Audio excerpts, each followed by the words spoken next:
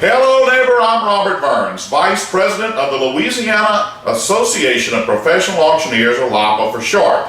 The page that you're on now is an individual indexed listing of auctioneers who have had historical one issue or another that has been brought before our complaint file, the Louisiana Auctioneer Licensing Board. It's indexed, and so you can click on the prospective auctioneer that you would have interest in, and you will find substantially more detail. That detail often may include actual videotaped segments of an administrative hearing. That's the process that the LALB goes through to discipline an auctioneer, of an administrative hearing at the LALB. Now let me just say, as you might imagine, auctioneers are furious with the fact that this web page even exists. You can click on certain auctioneers and see that fury. In particular, one gentleman, Jerry Rosado, was very adamant that if the camera was not turned off, he was walking out of the room. The camera was not turned off because it is the right of these things to be videotaped, and we believe public dissemination of this type behavior is the best way to help minimize it. And that's why we are dedicated to doing it. All right? Now, he did walk out of the room, and that was his prerogative. But if you don't engage in the problematic auction behavior to start with, you won't ever have to worry about being in front of this board, in front of the LALB, whether there's a camera present or not. Okay? So, any auctioneer can come around and blame Robert Burns all you want to for your predicament. The reality is Robert Burns or Reverend Freddie Phillips, the president of LAPA, had nothing to do with getting you in the predicament you're in. And don't go blaming everything on me, because I'm going to publicize it to help that type situation from happening to another member of the public. That's not Robert Burns' fault. Look in the mirror. But who's responsible for that? Now, you will even find my name on there. Robert Burns, you're welcome to click on it. I'm not going to hide anything. Okay, what was my problem? Well, they pursued me for the fact that I did not like, at the time I was an auctioneer, this business of paying the executive assistant, executive director, whatever title she wants to use, to be out on vacation, to be shopping, to doing whatever she would like to do, and drawing a check for it. And I might add, at a substantial hourly rate. And I voiced my adamant complaints along this line, and they didn't like it. Okay? So they held a hearing to say, you're not going to do this with our executive assistant. Okay? They threatened to take my license. All right?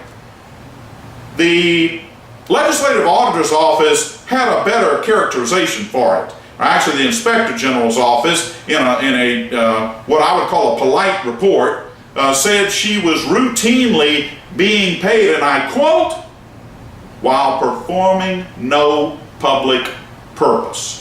Translation, she's been paid while she's out on vacation. She's been paid while she's been out shopping. She's been paid when she's doing God only knows what, because there is no oversight. Okay? I had a real problem with that. All right? But the LALB has consistently stood behind that. Now let me just say something.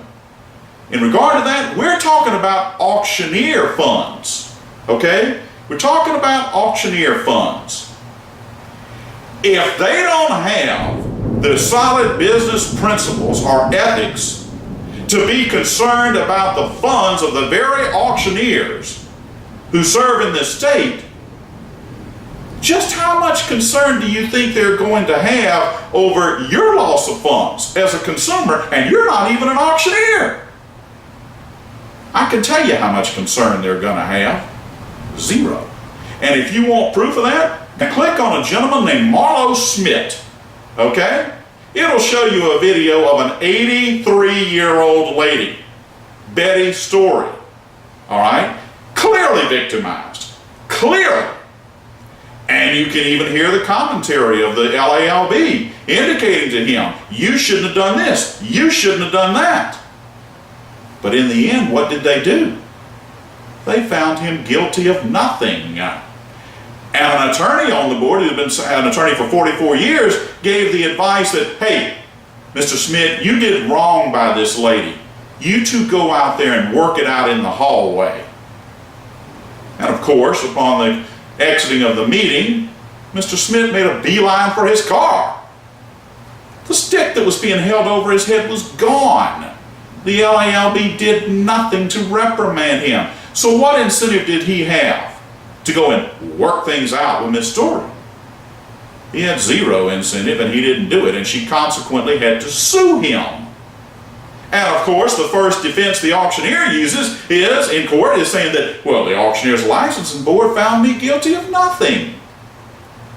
So that's why we emphasize on our consumer guidance page that an ounce of prevention is worth a pound of cure.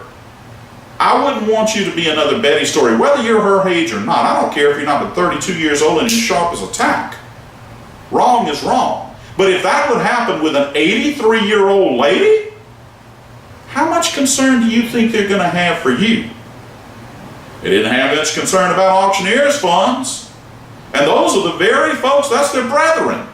They're not worried about these funds going out for what has been blatantly categorized by Patrick Lowry, the Department of Civil Service. I have made this quote. You'll hear it in my hearing that they conducted, and I will never back down from it. He said the arrangement the LALB had set up with Ms. Edmonds is, and I quote, blatant payroll fraud, unquote. I have never backed down from it, and I never will. November 20th, 2010 is the date we sat in his office, me and Ms. Wilkes, and he said, I'll tell you exactly what this is. It's blatant payroll fraud, okay? If they're going to be willing to just let that sort of thing go by from within their own office, how much less concern do you think they're going to have about what went wrong with you as a consumer at the auction you attended, or if you consigned merchandise to them? What I'm saying is it's not impossible for the LALB to find an auctioneer guilty of some auction violation. It does happen, but it is extremely rare, and it has to be an overwhelming case, and even then, they're almost apologizing to the auctioneer for doing it.